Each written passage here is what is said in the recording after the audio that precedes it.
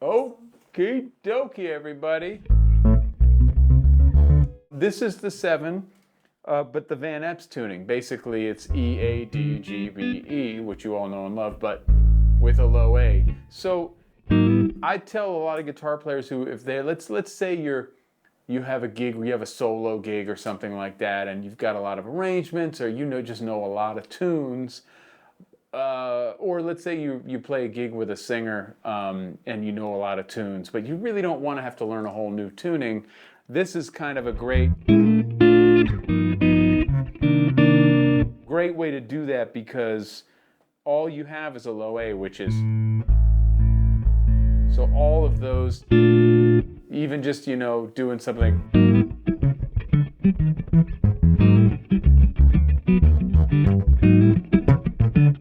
that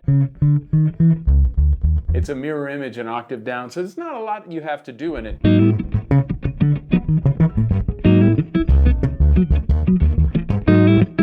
Sounds pretty damn good.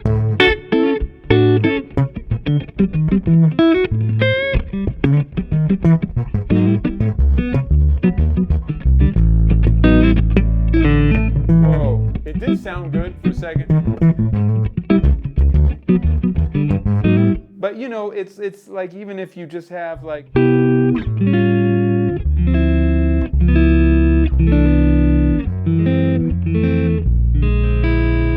right? So they're all the chords so instead of, you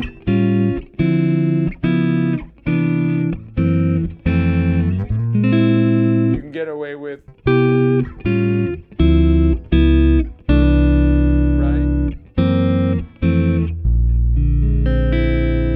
it's all exactly the same fingerings of everything.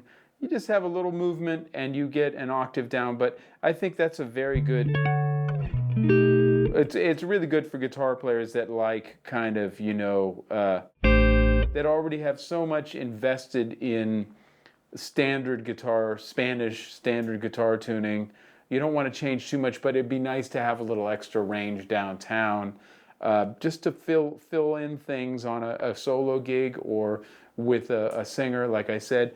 But in all honesty, I made my first trio record that my friend Les Claypool, who was nice enough to let us record in his place back in, I think it was '93.